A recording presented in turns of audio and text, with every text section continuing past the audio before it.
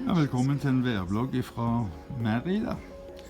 Vi skal i tillegg til å se på det fine været vi har, se på en kunstutstilling på galleri Æ der. Og så skal vi høre om tekniske problemer i kaffebloggen. Det gjør vi først, og så kommer været i San Miguel og Stavanger etter det. Værmessig er det en fin dag, men det er en bedreten dag på mange måter, for min iPhone 6X Plus har sluttet å virke.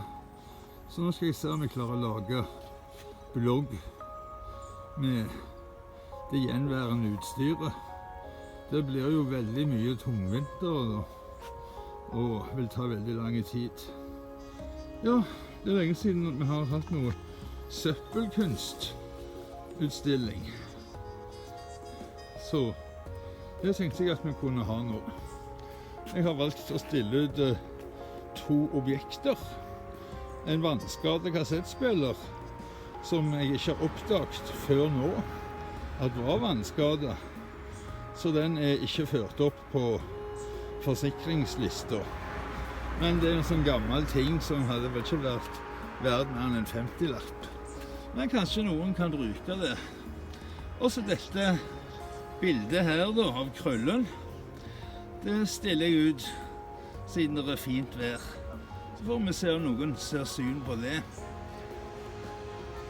Det kan jo være. Jeg vil i hvert fall ikke ha det på min vegg. Det gir bare dårlige følelser.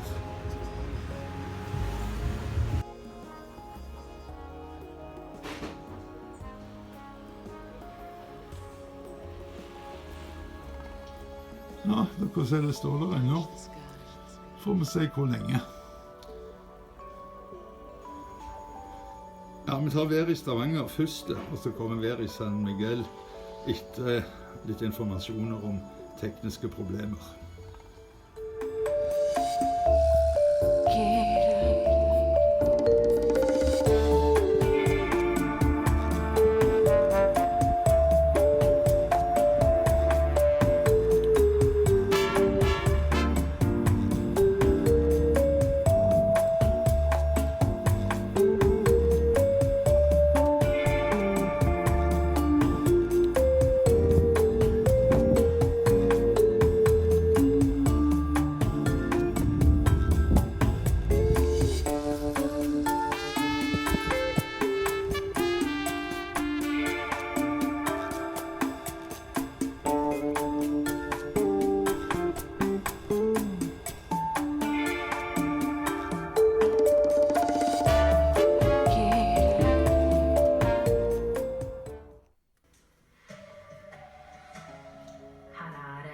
Dagsnytt klokken 12.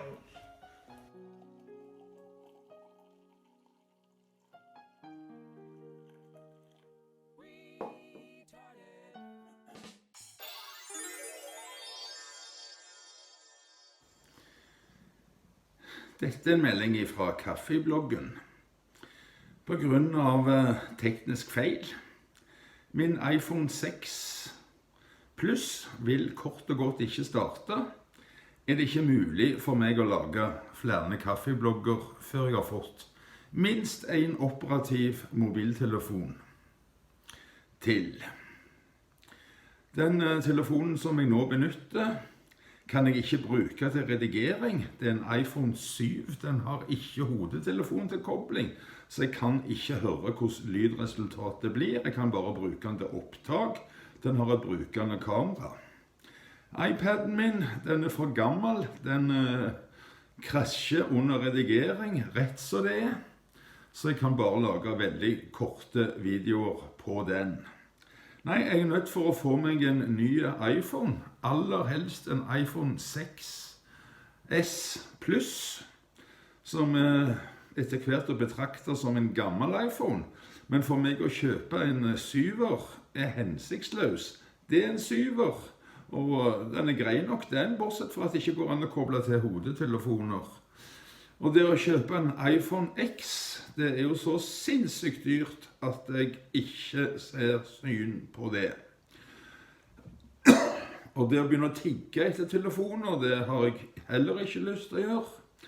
Men hvis det er noen som uten at jeg tigger skulle ha lyst til å sende meg en telefon i posten, så for all del, hvis du bruker posten, så send den rekommendert, og sett verdien til 0 og poengter at det er en gave. Da kommer det fram. Ikke pakk kaffe i, da kommer det ikke fram.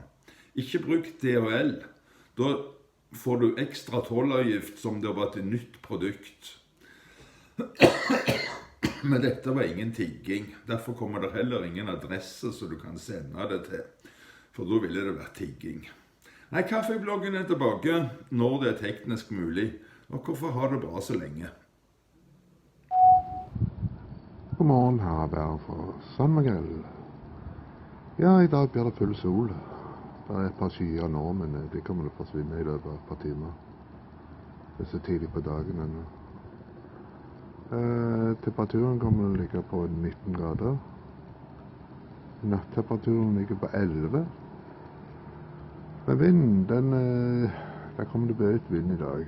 Ikke fullt så mye som i går, men det kommer til å ligge på 11, kanskje opp i 12 meter i sekundet. Men vi overlever vel denne dagen også, tror jeg. Så ha en riktig god dag, alle sammen.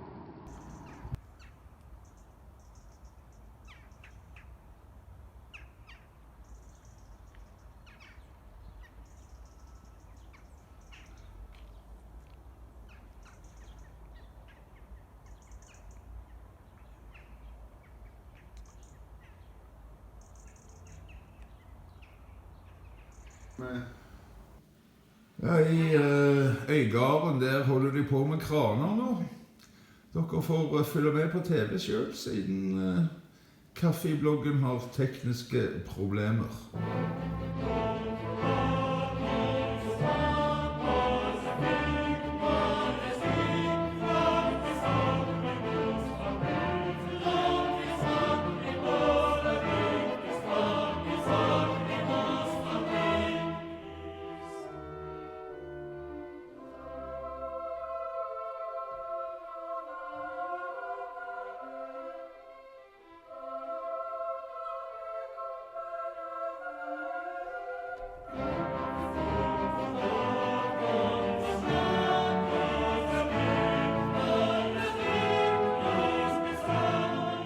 I'm amazed that the BBC has decided to give Article 13 any attention at all, but they have, and now finally this can be picked up by larger content creators, hopefully.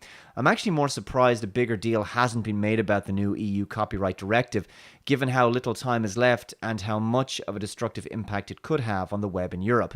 The usual large YouTubers I would expect to comment on this have been oddly silent. I don't think it's deliberate necessarily, I just don't think they know about it, and with only 12 days left before the EU Parliament will vote on this, we need to make a huge amount of noise, and fast.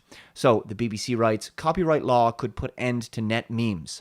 Yeah, that and a lot of other things online. Memes, remixes, and other user-generated content could disappear online if the EU's proposed rules on copyright become law, warn experts. Digital rights groups are campaigning against the copyright directive, which the European Parliament will vote on later this month. The legislation aims to protect rights holders in the internet age, but critics say it misunderstands the way people engage with web content and risks excessive censorship.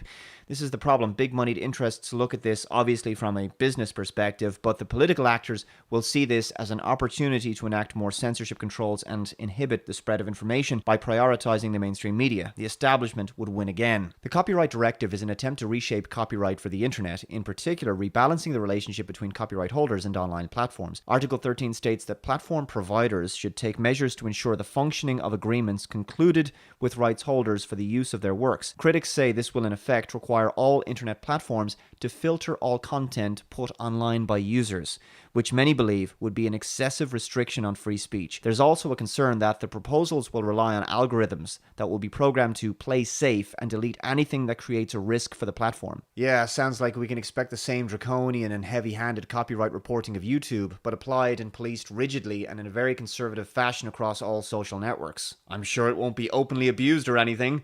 A campaign against Article 13, copyright for creativity, said that the proposals could destroy the internet as we know it.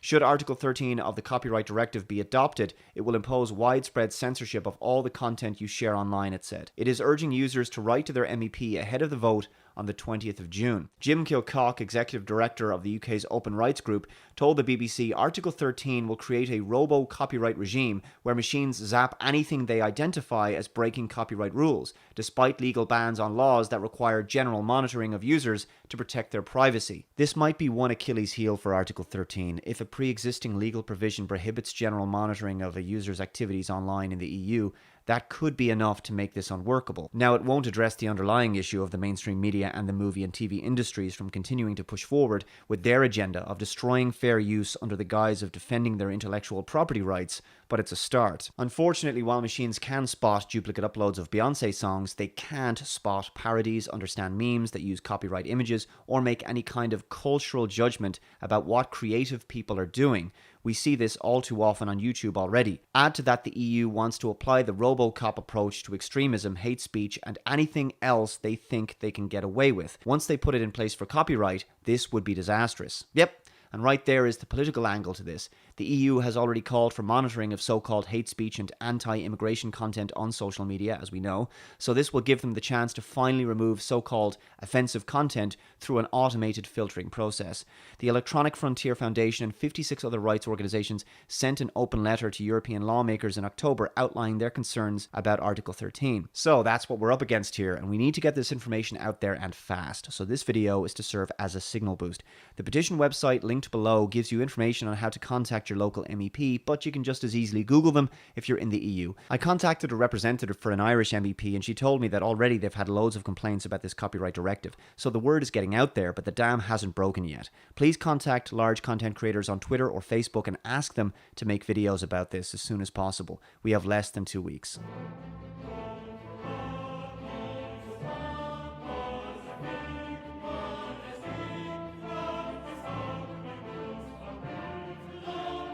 Hello, welcome to your morning show. My name is Philip DeFranco, and today we need to talk about the EUCD. So over the past few months, we've covered the copyright proposal coming out of the European Union called the EU Copyright Directive, aka the Directive of the European Parliament and of the Council on Copyright in the Digital Single Market, and that's why we're going to call it the EUCD. Now, the EUCD as a whole is pretty massive, but what we're going to be talking about and what we've talked about in the past videos are specific articles. And to give us all a refresher, some of the big standouts included Article 11, otherwise known as the link tax. Essentially, anyone using snippets of journalistic online content would be required to pay for a license from the publisher. And so this targets automatic link previews that social networks generate when users share links, as well as news aggregators, media monitoring services, and fact-checking services. And supporters of this article argue this is supposed to protect traditional press revenues by forcing people to go to the actual sites. You know, instead of someone linking something on Twitter or Facebook, and you get to see the headline, a small little piece of it, and you go, I don't need to click that, I get the general idea. And in addition to Article 11, the main focus, arguably one of the most contested articles in the EUCD, is Article 13. It's often referred to as the upload filter, and it would make most internet platforms that host large amounts of user-uploaded content directly liable for copyright infringements by their users. And here you have critics arguing the language in the directive is vague, but essentially the idea is that it would force sites to have massive systems in place that would scan all user-generated content on the site for any copyrighted material and remove it. And so among other issues, there are many that believe this could hurt smaller sites who just can't afford to put measures like this in place. But also a big note here is that this is kind of the consolidated TLDR explanation. There's a lot more if you want to see the deeper dive into the EUCD.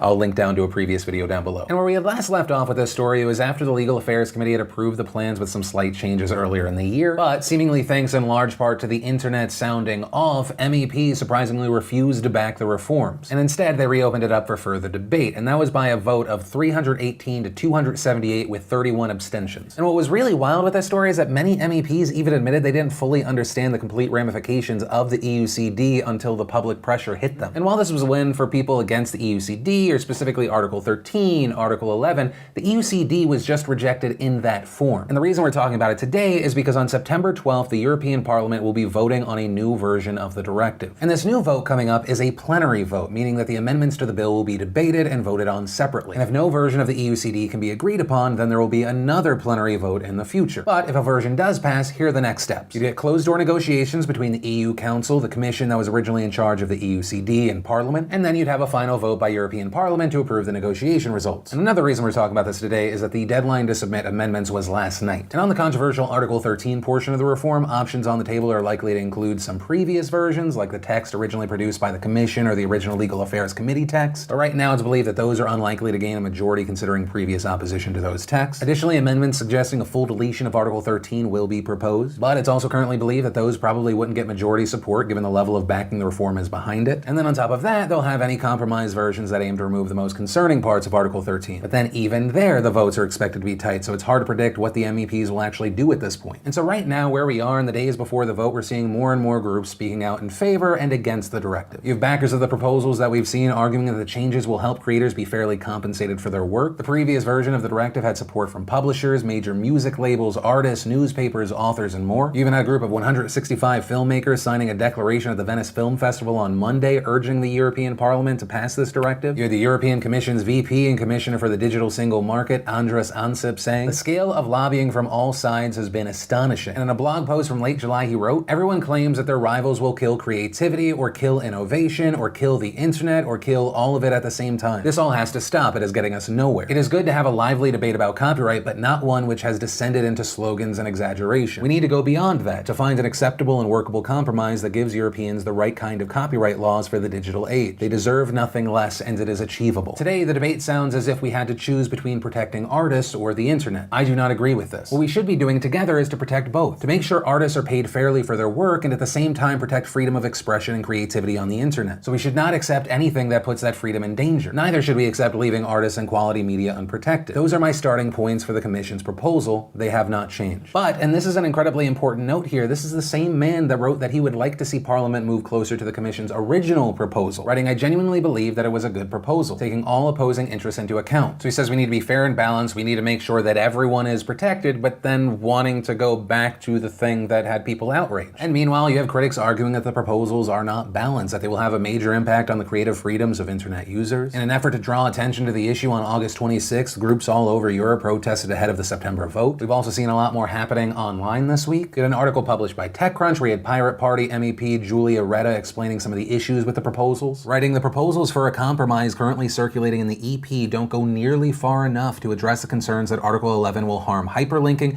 and Article 13 will lead to the widespread installation of upload filters, which will massively overblock legal posts. In fact, they make matters worse." Adding, "The largest compromise proposal on the link tax now specifies that reproducing individual words from an article as part of a link is okay, but that just confirms that reproducing the full title of an article in a link, as is commonplace on the web, would require a license. It would be left to lengthy and expensive court cases to define how many words still count as individual words. Links, the basic building block of the internet, would be mired in legal uncertainty for years." And explaining, "The proposal on platform liability was simplified by removing mentions of specifically which measures should be deployed to prevent copyrighted content from appearing online, but along with that also all safeguards, compliant mechanisms, and the objective not to remove legal works. Even if the text no longer mentions upload filters per se, total liability for all user-uploaded content leaves platforms with no other choice but to filter uploads as best they can, erring on the side of caution. This is at best a cosmetic change." Then on Tuesday, you had the chair of the Wikimedia Foundation publishing a blog post on Medium titled "Your Internet is Under Threat. Here's Why You Should Care About European Copyright Reform." And she wrote, "Through pre-filtering obligations or increased liability for user uploads, platforms would be forced to create costly, often biased systems to automatically review and filter out potential copyright violations on their sites. We already know that these systems are historically faulty and often lead to false positives." And hitting on a personal note saying, "Wikipedia contributors already work hard to catch and remove infringing content if it does appear. This system, which is largely driven by human efforts, is very effective at preventing copyright infringement." And her post closing, "We must remember the original problem policymakers set out to solve, to bring copyright rules in line with a dramatically larger, more complex digital world and to remove cross-border barriers. We should remain true to the original vision for the internet, to remain an open, accessible space for all." And this week we also saw YouTube jump into the mix thanks to CBO Robert Kinsel. And in his blog post, he really hyper-focuses on Article 13, saying that Article 13 can potentially undermine this creative economy, discouraging or even prohibiting platforms from hosting user-generated content. This outcome would not only stifle your creative freedom, it could have severe negative consequences for the fans, the communities, and the revenue you have all worked so hard to create. Then going on to talk about YouTube's already existing copyright management system, Content ID, copyright match tool, saying right now, before this, copyright holders have control over their content. They can use our tools to block or remove their works, or they can keep them on YouTube and earn advertising revenue. In over 90% of cases, they choose to leave the content up. Enabling this new form of creativity and engagement with fans can lead to mass global promotion and even more revenue for the artist. And it's something that he refers to as the new creative economy. And these examples of people speaking out right now are in no way the only ones. Many of companies like Patreon, WordPress, Medium, the Internet Archive, even the inventor of the World Wide Web, Sir Timothy John Berners-Lee. He raised concerns and assigned an open letter with other internet architects, pioneers. And so where I'm going to leave you with this story is, if this stands out to you, you are concerned, you are worried, good. In my opinion, you definitely should be. And that's why today I want to join the Electronic Frontier Foundation in encouraging you to contact your MEP. A link down below to saveyourinternet.eu, you have savetheinternet.info, and if you want to get involved there, click Act Now. You can email, you can call, you can tweet. They make it extremely easy. Let your MEPs know where you stand, because if the last vote was any indication, they might not be aware. And for people outside of the EU, the people that want to support,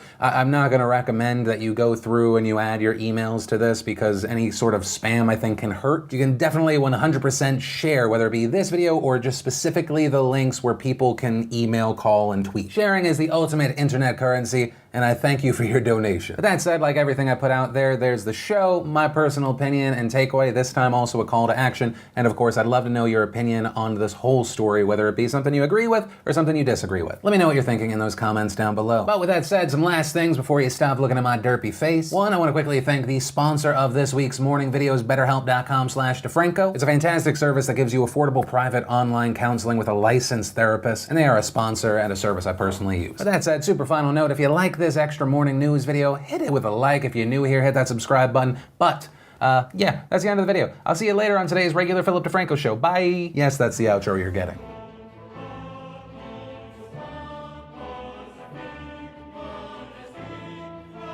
The dark ages of the internet have begun. That's how much the European Copyright Directive is going to change everything you used to know about the internet. From a place of ultimate individual empowerment, innovation and freedom, internet will now be a tool for automated surveillance and centralized control. The European Union's Copyright Directive is another hit that is going to leave a mark on the face of the internet. This is how Europe will destroy the internet.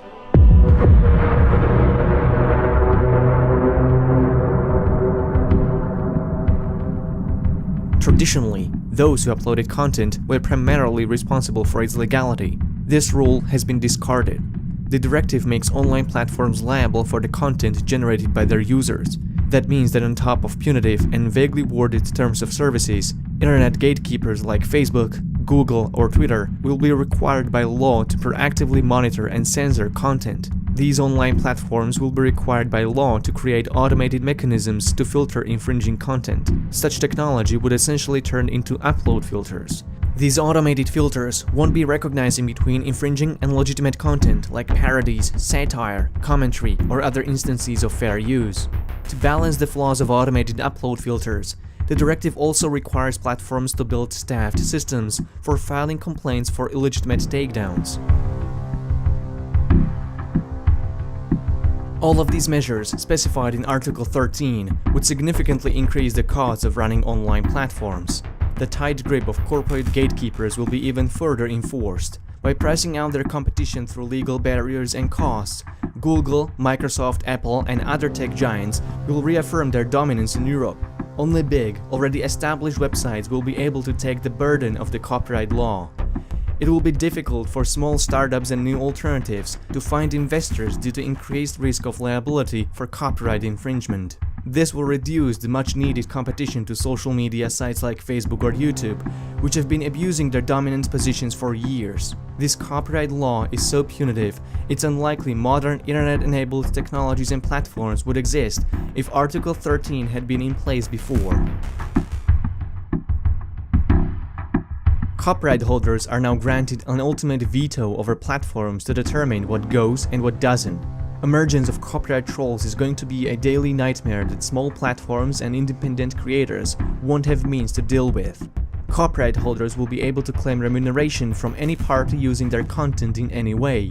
YouTube creators are most likely going to be hit the hardest by this, as they'll be treated guilty until proven innocent not only by the YouTube's own copyright system, but by the European law as well. YouTubers' position in Europe is thus going to lose all legal ground. Article 11 is going to grant publishers the so-called link tax, which would require sites like Google and Facebook to pay publishers for hyperlinking their content and showing snippets, thumbnails, or excerpts from their articles. But it is very possible that content aggregators like Google will simply discontinue their services in European countries rather than pay the link tax. This has already happened to Google News in Spain in 2015, after the government mandated that Google pays publishers a fee for linking to their content. In the end, content publishers suffered a decrease in traffic from 6 to 14%, and news coverage became less diverse and more concentrated overall. Content creators from outside of Europe will also see significant decrease in viewership, as European audience will automatically be barred from viewing protected content. It's very likely that YouTube will develop a tool that will automatically block viewership of videos with protected content by audience from European countries.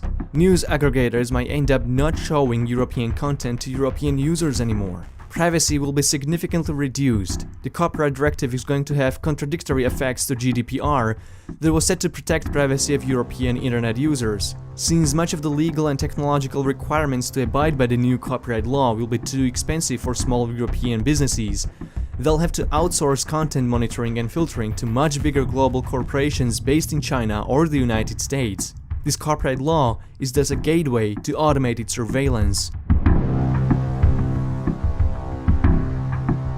There is no incentive from the directive to let legitimate content through the upload filter obligation. Big publishers and established media organizations will easily get priority over independent creators and journalists, which will result in further televisation of internet content.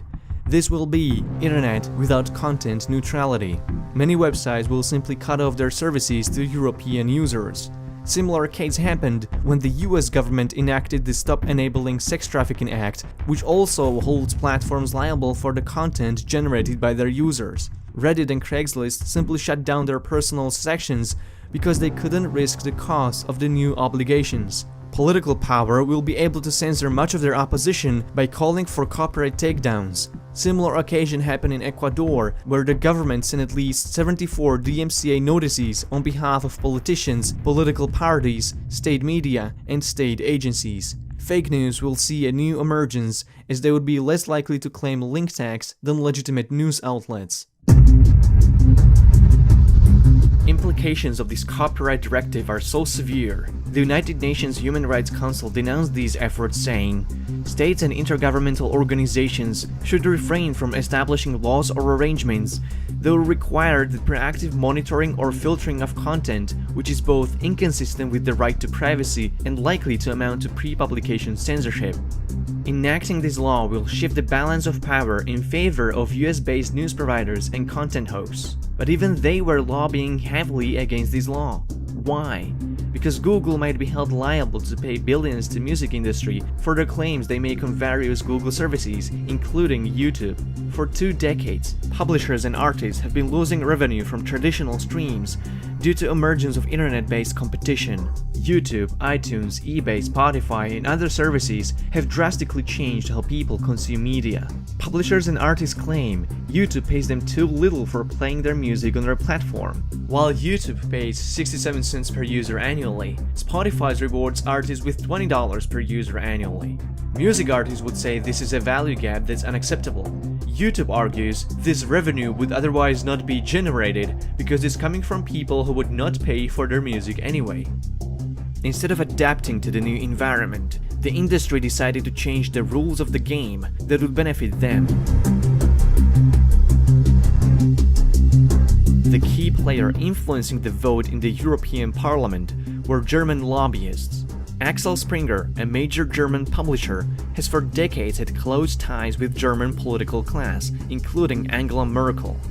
Their Trojan horse, Günther Oettinger, serves as a European Commissioner for Budget and Human Resources and was a European Commissioner for Digital Economy. For years, Oettinger was pushing for stricter copyright laws that will favor publishers like Axel Springer.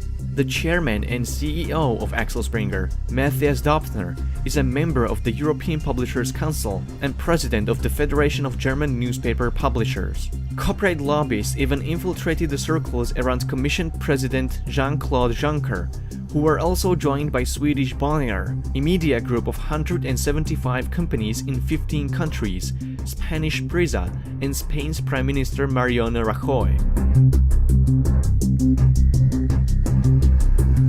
European Union wants to make continental markets more resistant to the dominance of US corporations, but the cost of achieving this goal appears to be too high. This strategy aims to benefit European corporations more than it benefits European people.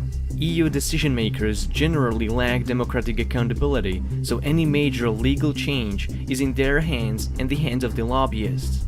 Internet users like you and me are just caught in the crossfire between lobbyists from different industries and the politicians they are trying to influence. I'd like to end this video with a quote from Cory Doctorow from the Electronic Frontier Foundation. "We suffered a crushing setback today, but it doesn't change the mission. If this vote had gone the other way, we'd still be fighting today, and tomorrow, and the day after.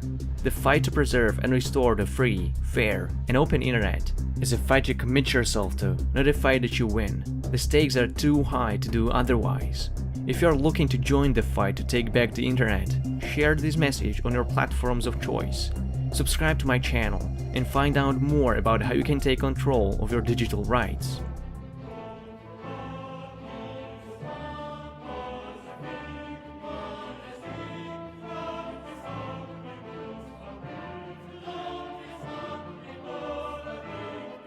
So the first thing that I want to talk about is Article 13. Okay, so what's happening in the European Union at the moment is that the European Union is trying to do their best to help with copyright law, to make sure that people's copyrights is not infringed, which is a great thing. That's something that we're all hoping for. Everyone that's creating content doesn't want their content copied, all right?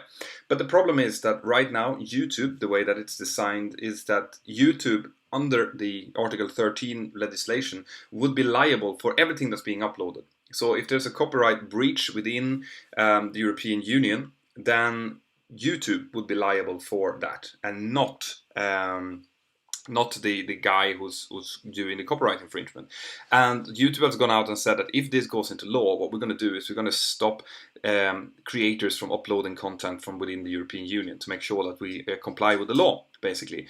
And specifically, that's channels that are using clips from, for example, news organizations, and I do that. You know, if there's a big news article about a specific aircraft accident or incident that's happening, I'm going to do that. And I also use some segments from other YouTubers, which I then put a description, you know, a credit in the description of the video, making sure that, you know, you guys, after you've seen the video, you can go in and you can check it out and you can see the full-length video. There are normally some fantastic creators out there that I feature, but if this legislation goes through, that will not be allowed anymore. And what will happen is that channels like mine and other similar channels within the European Union is just going to get shut down.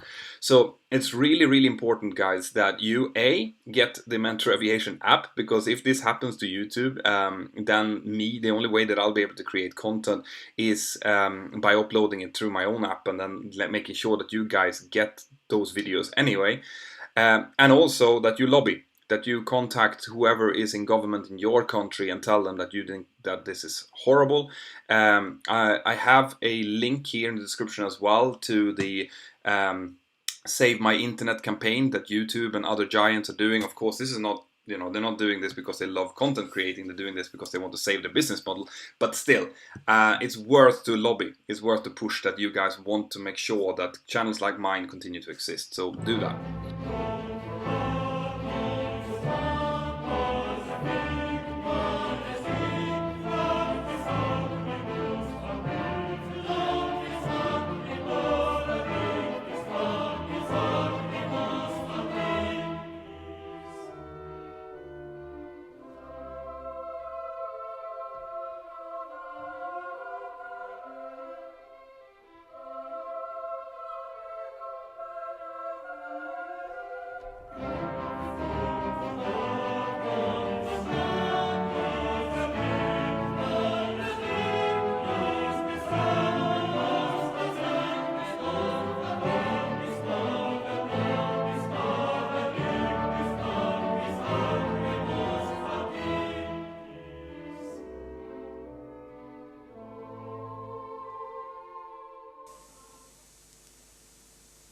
I wrote this song about America. It's called In the States.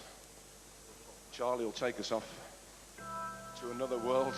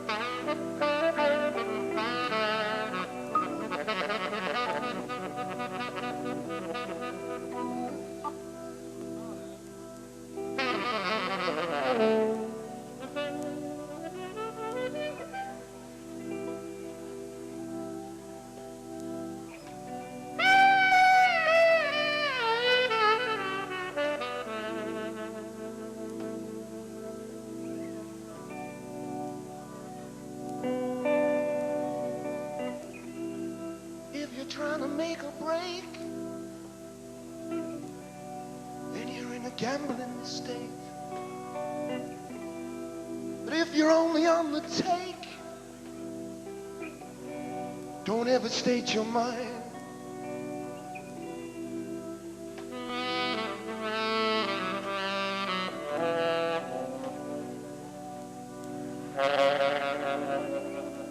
If you're only on the make, that's a pretty sorry state. And trying to be kind, oh, they call that a state of mind.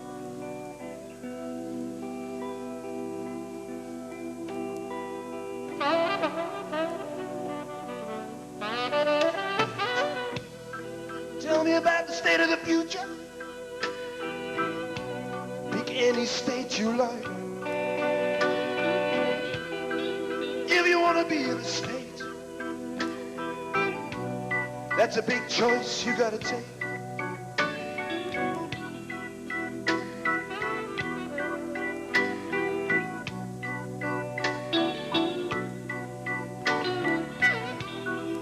If you want to be in the States, pick any state you like. There's plenty of states to be in.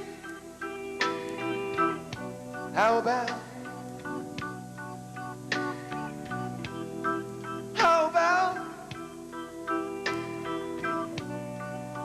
about the state of mankind?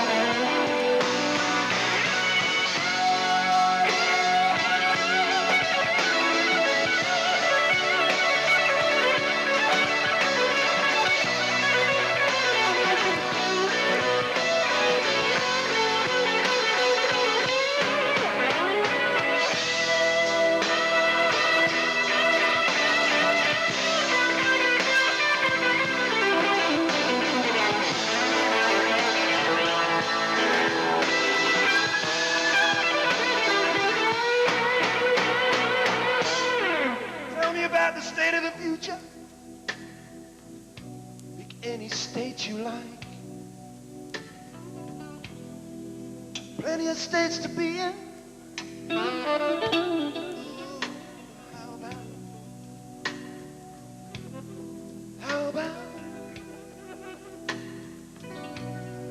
How about the state of mankind?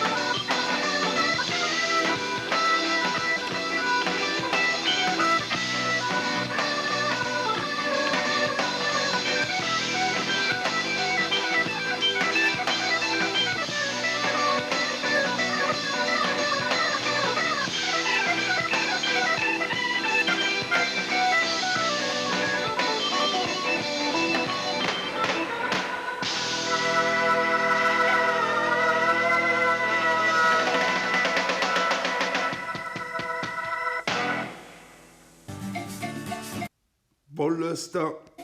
Nej tack, Bollestad.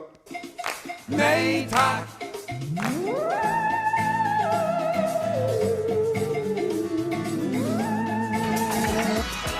Hej kära publik, hjärtligt välkomna. Vi ska kora skönhetsdrottningen mitt framför era ögon. Vilken härlig publik ni är! Flickorna!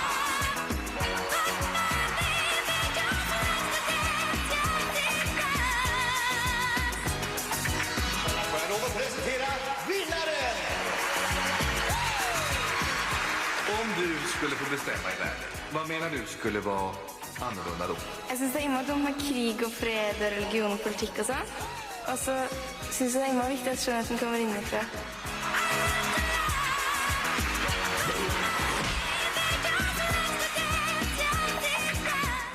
Kaffebloggen i HD og uten lydsensur finner du på YouTube.